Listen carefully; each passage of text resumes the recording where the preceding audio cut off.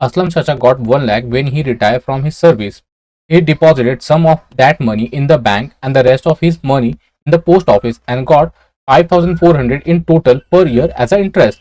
तो देखो यहाँ पे क्या बोल रहा है कि असलम चाचा जब रिटायर हो रहे हैं, ठीक है, तो क्या मिल रहा है, 1 लाख रुपीज मिल रहा है, ठीक है, अपने सर्विस से जब रिटायर हुए तो उनको 1 लाख रुपया मिला, समझ में आया। और उस 1 लाख को वो क्या कर रहे हैं ना, वो दो हिस्सों में डिवाइड कर दे रहे हैं, ठीक है।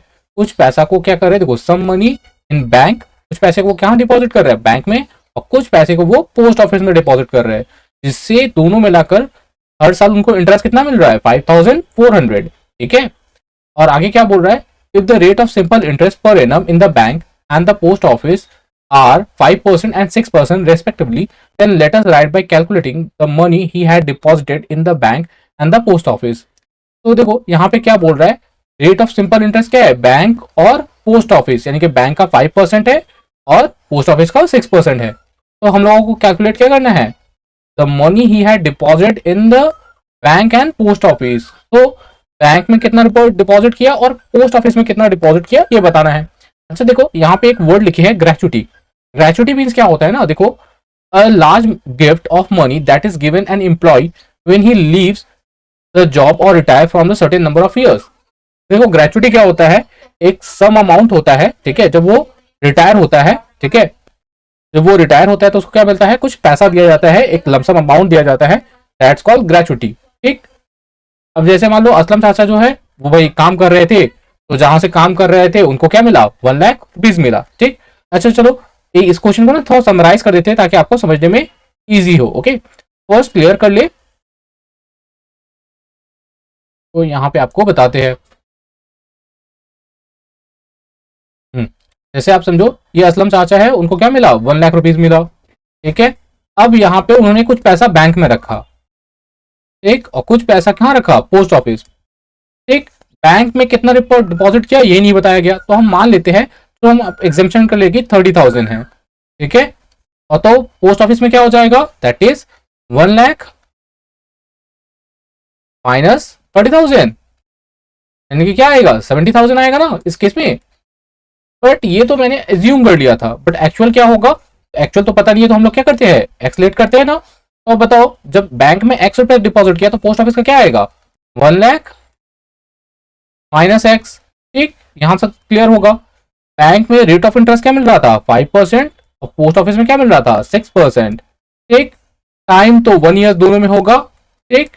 तो अब इसको कैसे सॉल्व करेंगे, चलो एक देख लेते हैं, ठीक। ऑलमोस्ट बेसिक आपको क्लियर होगा, 1 लाख मिला, बैंक में डिपॉजिट किए, पोस्ट ऑफिस में डिपॉजिट किए, रेट ऑफ इंटरेस्ट क्या मिला, टाइम क्या था, तो अब हम लोग कैलकुलेट करते हैं, ठीक है। तो पहले आप लिखो, let he deposited in the bank, क्या लेट कर लेंगे, x, he deposited in the post office, post office क्या हो जाएगा, देखो अभी बताए थे 1 लाख माइनस एक्स, ठीक। अब आप ना दो कॉलम बना लो, कौन कौन सा, एक बैंक का बना लो और दूसरा पोस्ट ऑफिस का बना लो, ठीक है। अब देखो, चलो, तो यहां पे प्रिंसिपल मेरा क्या हो जाएगा, प्रिंसिपल, यहां पे प्रिंसिपल लिख लेते हैं। पहले वाले में प्रिंसिपल कितना था, एक्स, और दूसरे वाले में क्या होगा, 1 लाख माइनस एक्स। दूसरे वाले में देखो यहाँ पे रेट क्या था, और यहाँ पे रेट क्या था, यहाँ पे टाइम, ये जो दे रहे हैं ये सब क्या था, ऑलरेडी गिवन था हमारे पास, ओके। तो पहले वाले में रेट, बैंक में रेट क्या था, 5%, तो दे दिए। इसमें क्या था, 6% लिख दिए। टाइम देखो, टाइम बोला ना पर ईयर, तो दैट मीन्स 1 ईयर, यहाँ पे भी 1 ईयर, ठीक है। अब दोनों में से क्या कैलकुलेट करना है, इंटरेस्ट कैलकुलेट करना है ना, इंटरेस्ट कैलकुलेट कर लेते हैं। therefore इंटरेस्ट, इंटरेस्ट का फॉर्मूला क्या होता है, तो P into T into R by 100, यहाँ पे भी लिख लेते हैं इंटरेस्ट। इंटरेस्ट का formula P into T into R 500। देखो P का वैल्यू क्या है x, T का वैल्यू 1 और R का वैल्यू 500। यहाँ पे भी P का वैल्यू 1 लाख माइनस एक्स,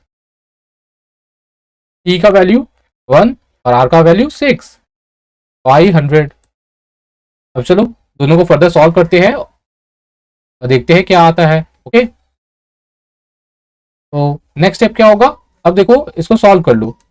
5 में x का इंटू करेंगे 5x 500, और यहाँ पे भी सॉल्व कर लेते हैं। 6 में देखो 6 वन सा 6, और इसमें इंटू करेंगे तो क्या आएगा 6 लाख, माइनस 6 में x का इंटू करेंगे 6x 500। मे भी यहाँ पे आप लोगों के मन में चल रहा होगा कि सर यहाँ पे कैंसिल तो कर सकते थे, 5 के टेबल से 100 कैंसिल होता है और 6 के टेबल से भी 100 कैंसिल कर सकते थे ना। तो बट नहीं करेंगे, क्योंकि बेस क्या हो जाएगा, अगर कैंसिल करोगे तो बेस क्या हो जाएगा, डिफरेंट हो जाएगा। यहाँ पे जो 100 है, यहाँ पे 100 है, वो क्या हो जाएगा, डिफरेंट हो जाएगा। सेम रखने के लिए क्या करना है, कैंसिल मत करो, उससे कैलकुलेशन ईजी होगा। ओके, चलो नेक्स्ट स्टेप क्या होगा, तो नेक्स्ट स्टेप लिखो आप ATP.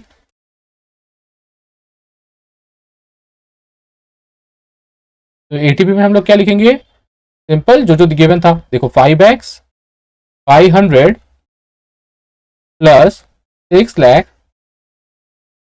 Minus 6x 500 equals to, देखो पहला बैंक और दूसरे पोस्ट ऑफिस दोनों को मिलाकर कितना इंटरेस्ट मिल रहा था, दैट इज 5400। टोटल इंटरेस्ट लिख दिए, ये भी इंटरेस्ट, ये भी इंटरेस्ट और ये भी इंटरेस्ट है। बस इसको सॉल्व करना है और एक्स का वैल्यू फाइंड करना है। चलो कर लेते हैं। एलसीएम लेंगे 100, यहाँ पर आएगा 5x, यहाँ पे आएगा 6 लाख माइनस 6x, और यहाँ पे 5400। नेक्स्ट लाइन क्या होगा, देखो 5x और यहाँ पे 6x, प्लस माइनस माइनस, तो माइनस करेंगे क्या आएगा x, 6 में से 5 माइनस कर लिए तो x आया, प्लस 6 लाख। और देखो यहाँ में 100 का इंटू कर देंगे तो क्या आएगा 5400 था, और ये 00 यहाँ पे और आ जाएगा। ओके, ये माइनस एक्स लिख दो यहाँ पर, 5,40,000 माइनस ये प्लस 6 लाख है, इस तरफ ले आओ, माइनस 6 लाख माइनस एक्स, और इसके माइनस करेंगे तो क्या आएगा माइनस 60,000। माइनस माइनस कैंसिल हो जाएगा, तो एक्स का वैल्यू क्या आ जाएगा 60,000। और हाँ, आप लोग यहाँ पे और देना मत भूलना, ठीक है, ध्यान रहे इस बात का, वरना इसके लिए भी क्या होता है एग्जाम में मार्क्स डिडक्ट होता है।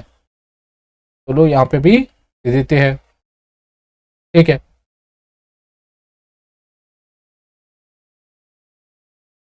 देयरफॉर देखो, यानी कि बैंक में कितना डिपॉजिट किए थे 60,000, लिखेंगे ही डिपॉजिटेड इन द बैंक, क्या हो जाएगा 60,000, और ही deposited in the post office.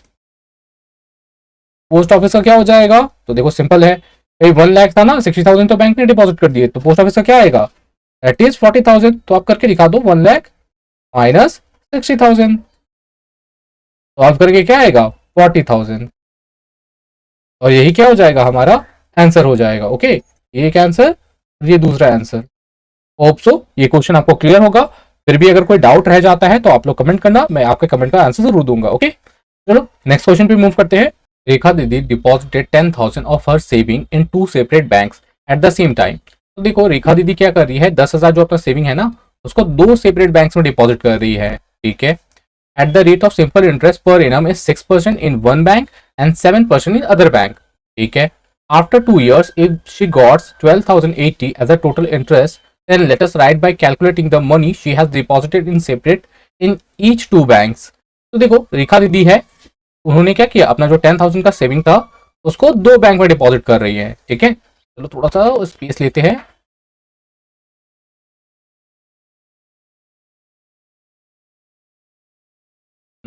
देखो रेखा दीदी क्या करती, 10,000 जो है उनको दो बैंक में डिपॉजिट कर रही है, ठीक है। तो ये बैंक 1 ले लेना आप लोग, और ये बैंक 2 हो जाएगा,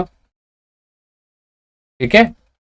अब आपको समझाने के लिए अब इसका हम नेम दे देते हैं, इसको मान लेते हैं SBI है, ठीक है, और ये बैंक ऑफ बड़ौदा है, ठीक है। तो ये दो बैंक्स है। देखो पहले बैंक में भाई 10,000 था, उन्होंने कुछ पैसा डिपॉजिट किया, और दूसरे बैंक में भी कुछ पैसा डिपॉजिट किया, ठीक है। तो हम लोग जैसे पहले क्वेश्चन में बताया आपको वैसे ही करना है, यानी कि यहाँ पे x हो जाएगा, और यहाँ पे क्या हो जाएगा 10,000 माइनस x, ठीक है।